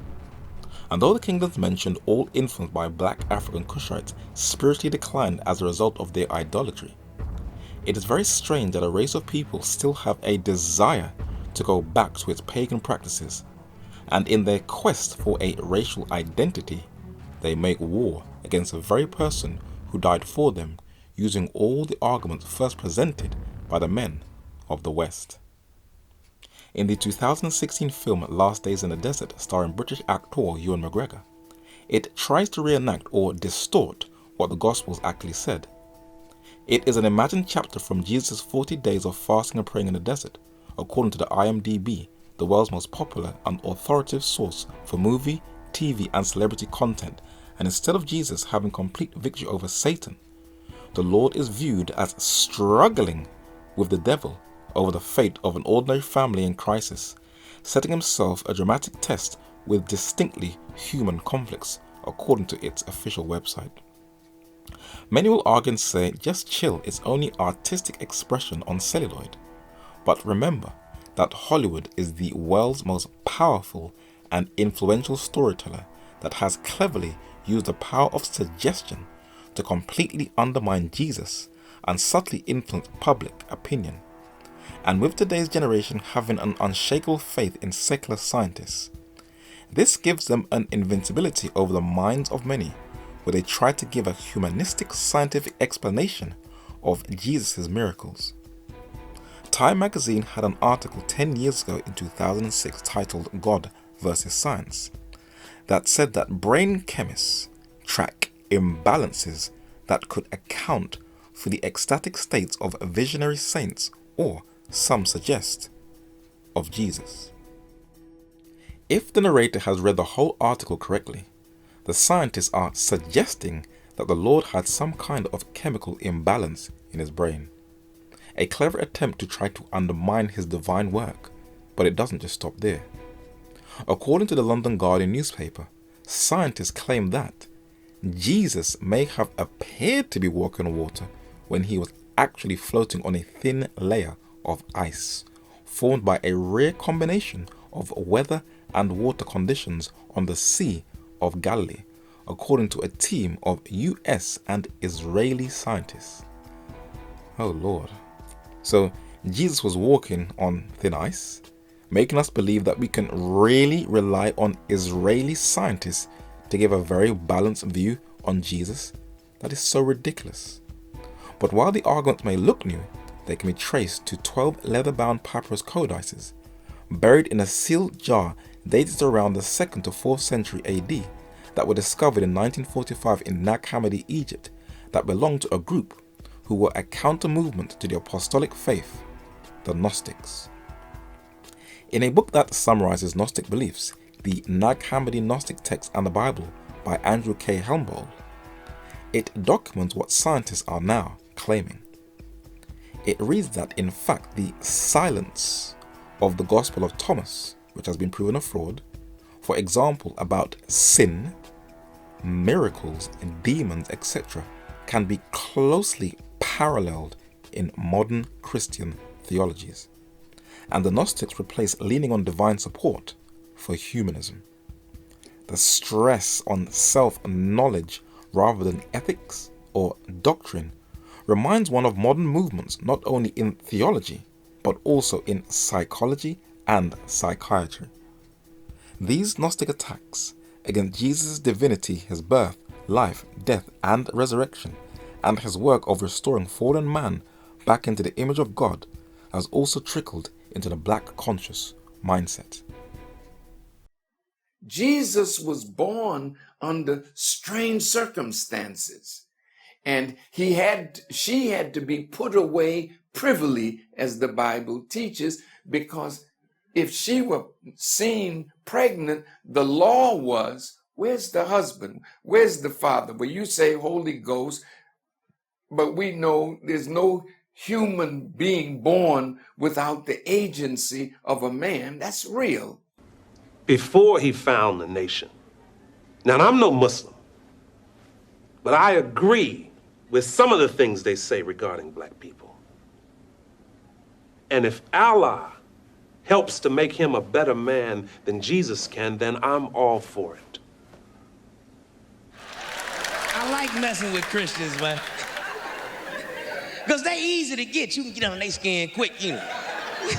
Telling me Jesus died on the cross. I don't buy it. Jesus could feed 1,000 with a loaf of bread, walk on water, raise the dead. You telling me he couldn't handle 3 nails?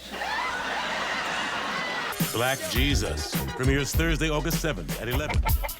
Man, we can't front you no more, dog. You do realize I died for your sins, right? That was 2014 years ago. Yeah, that's old. Keep your white Jesus, don't pray to your crosses. They burning out churches, crip pass me the Uzi. Hail Mary to the city, you're a virgin. And Jesus can't save you, life starts when the church in. Came here for school. The rapper Jay-Z tells this young generation that Jesus can't save you. Life starts when the church ends. He holds the record for most #1 albums by a solo artist on the Billboard 200 chart, surpassing Elvis, so you can get a picture of his vast influence. And with this trend of celebrities attacking Jesus, you have to ask yourself, what do they believe in? And what are their affiliations? This photo shows Jay-Z on the second row in the center of a Masonic ceremony. While this may be a shock to some, this has been a trend among famous celebrities for years. The late Sun Ra was an American jazz composer, band leader, piano and synthesizer player who was very into ancient Egypt, as you can clearly see from his attire that he is wearing and by his stage name. And the London Guardian newspaper records that he and Duke Ellington and many of the top jazz musicians were Freemasons. And the narrator has been telling people for years that it is rare to reach those heights without being a member of some kind of secret society. The article continues that Sun Ra and Duke Ellington was joined by the likes of Nat King Cole, W.C. Handy, Dizzy Gillespie, Count Basie, Lionel Hampton and Paul Robeson. Why are they Masons? When the Afro-Guyanese historian George M. James, a Prince Hall Mason and professor at the University of Arkansas, wrote his influential book Stolen Legacy, Greek Philosophy, Stolen Egyptian Philosophy, he made explicit the connections between Freemasonry and Egyptology.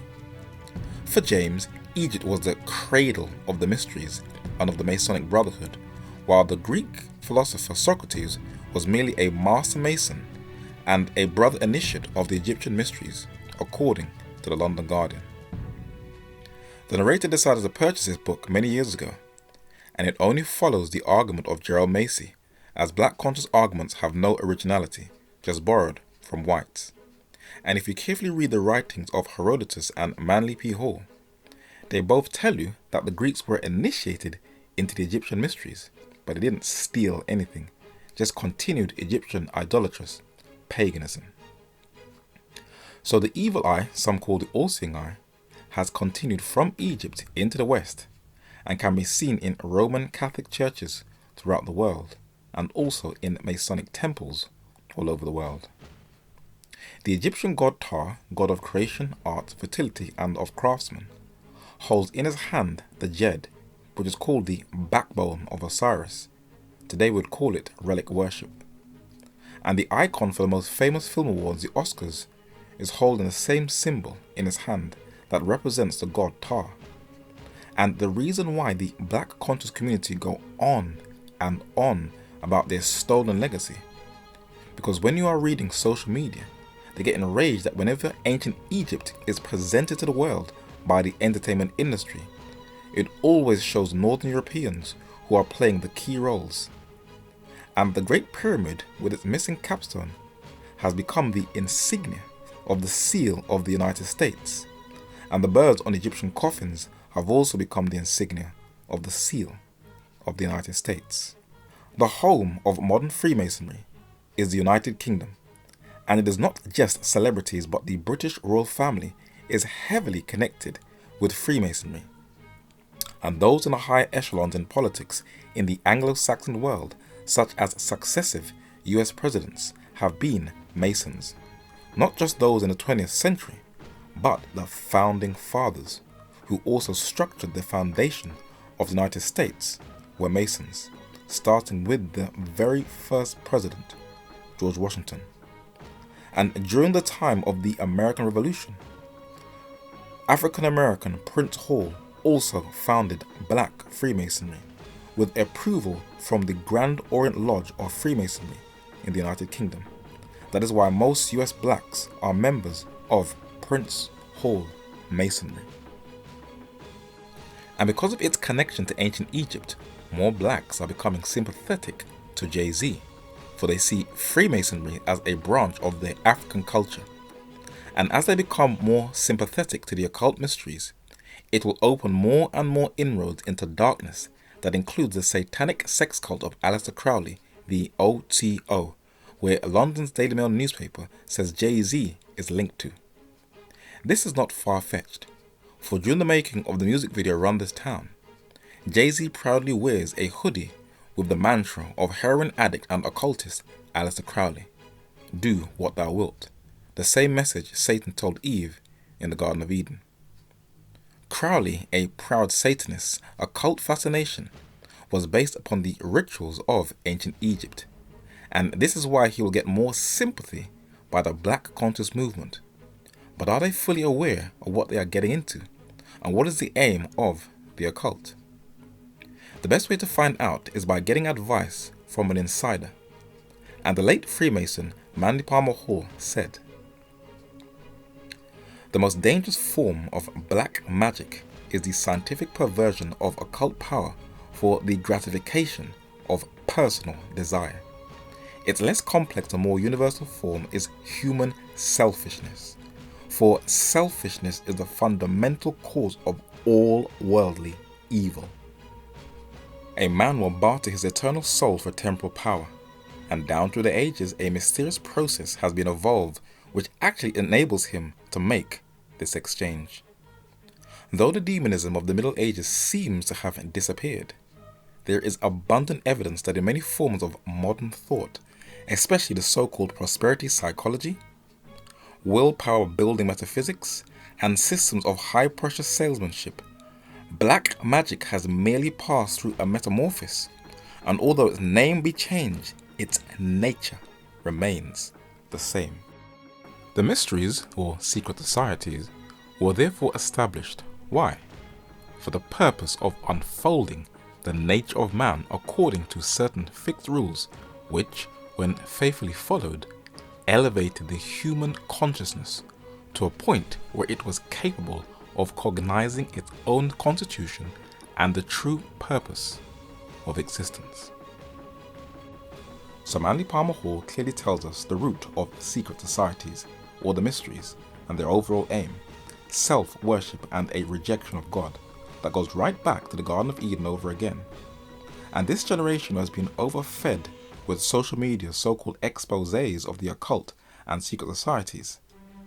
They are totally unaware that while they may go on about men like Albert Pike, a 33rd degree Freemason, who said Lucifer is God, if you continue to be an atheist, humanist, existentialist, Marxist, evolutionary Darwinist, Kabbalist, Scientologist, spiritualist, Gnostic, who adheres to the knowledge of self-philosophy, or who partakes in yoga, a practice that goes back to the earliest phallic gods of India on these cylinder seals, where you invoke the serpent power in Shaktic and Tantric yoga by unleashing the goddess within, you are no different to the men who are performing rituals in secret societies, for you both consciously reject God and believe that the human heart has no need for him. It does not matter what you title it, it is all the same thing. And this is the same ideology of the Black Conscious movement, where Jay-Z sports a chain or a group who adheres to the same pagan philosophy. They call themselves the 5%ers, or nations of gods and earths. And though they may not be as dominant or influential as they were in the 1990s, some of the biggest black artists in the United States are either members or adhere to their pagan philosophy. And when you compare their ideas with the ideas of the most influential scientists, as Manly Palmer Hall says, its name may be changed, but its nature remains the same. Some part of our being knows this is where we came from. We long to return. And we can, because the cosmos is also within us. We're made of star stuff. We are a way for the cosmos to know itself. This Because everything in the universe, God, that's created the universe, God, exists within you. You see what I'm saying? And that's the mind that you can't see. So you mean tell me I'm made of all this right here? You the creator of all this. Right. Because all these things must happen. It must take place. See, people would go back in the day, God, and say, yeah, well, one man, one woman, Adam and Eve. There ain't no such thing. God, everything you see always has been and always will what be. The hip-hop group the Wu-Tang Clan are all staunch adherents of the 5% Nation philosophy that is exactly as the same self-worship of the late cosmologist Carl Sagan. But who introduced the self-worship philosophy to the black community? The US Domestic Intelligence and Security Service, the Federal Bureau of Investigation, better known as the FBI, has a number of declassified files on Wallace Ford Muhammad, a mysterious individual who was renowned as a criminal according to the files of the FBI. He was described as a white male, a New Zealander, around 5'8", 140 pounds, black eyes, beautiful even teeth, straight nose, and Caucasian features. These are the rare photos of Mr. Wallace D. Fard, a Caucasian who used to go to poor black neighborhoods, knock on doors, and teach them a very strange philosophy. And one of his followers, before he rejected his ideas, documented his ideas in his autobiography. And Malcolm X said, in Detroit in 1931, Mr. Muhammad met Master W. D. Fard. He said that he was born into the Quraysh tribe of Muhammad ibn Abdullah, the Arabian prophet himself. No heaven was in the sky, Mr. Fard taught. Mr. Fard taught that as hell was on earth, also on earth was the devil, the white race, which was bred from black original man 6,000 years before, purposely to create a hell on earth for the next 6,000 years. The black people, God's children, were gods themselves, Master Fard taught. That's foolishness. So a man the FBI has described as a white Caucasian male comes out of nowhere, teaches black people these ideas, and they embraced it without checking its clarity. Wow. In a book titled God, Earth and 85ers by Penn Black, it documents a man who ran with these ideas and shaped the thinking of many in the hip-hop community. The nations of gods and earths evolved from the teachings of Clarence 13X Smith. He taught not to have a belief in an invisible God, but to believe in yourself. He taught not to look for magical help, but to help yourself. When you study this serpent-inspired Garden of Eden philosophy, it sounds strikingly similar to the ideas of the German philosopher Friedrich Nietzsche, and what he wrote in his Zarathustra, an attack on Jesus Christ. Nietzsche's opposition to Christianity is not confined to its otherworldliness, which he considered a mere symptom. In Zarathustra's prologue, remain faithful to the earth and do not believe those who speak to you of other worldly hopes. You've been educating people for years on the power and fighting the power. What do you think is the biggest source of power in the world today? The biggest source of power, and I think, Griff could probably attest this, knowledge of self and knowledge of your surroundings. This is the same philosophy as Clarence 13X, who also said, spirituality is the feeling of connectedness towards one's origin of creation. People need no middleman for spirituality. The creative energy present everywhere in the universe can be reached on an individual basis. Who is this middleman? It is Jesus Christ, and Clarence 13X encourages people to reject his death and his current intercession for us as our high priest. But what about this creative energy? Alice Bailey says, the new age is upon us, in which man will begin to use his divine power and come into closer touch with the spiritual sources of all life. The work of the new religion will be the distribution of spiritual energy. And many influentials in the black conscious community are promoting this Alice Bailey philosophy. No matter what is the color of the skin, they teach the same thing. Hip-hop is first our collective way of thinking and being that has no form, has no shape. It's not even here in material reality. It's just the way we think, our collective consciousness. Most spiritual people never test their spiritual abilities. They live in a universal mind, but never ask the universe for anything. Anything you do in the universe, it is instantly doing it to you. We teach that black people are the original people on the planet Earth. We teach that the black man is God and proper name is Allah, arm, leg, arm, head. Same as WD, Fard. Cause the black man is God. And No Way Out 2, that's how I'm gonna leave it on you. Peace. The influence of the 5% lessons can be heard in the music of some of today's most popular recording artists, groups like Brand Nubian, Wu-Tang Clan, Poor Righteous Teachers, Digital Planets, and The Roots, also Rakim, Busta Rhymes, Common, Guru, Pete Rock and CL Smooth. Others such as Erykah Badu, Lauryn Hill, Nas, AZ, and Queen Latifah have had some 5% influences. So the self-worship philosophy of the 5% nation has influenced modern urban music. But in order to get to the root of the psychology of the black conscious mind, we have to look at a man who has been its strongest influence. Marcus Mosiah Garvey helped to strengthen the Harlem Renaissance, a revival of black arts and entertainment.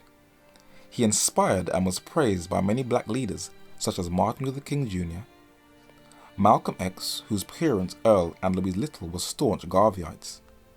The Black Panther Party and their 10-point program and free breakfast program was inspired by Garvey.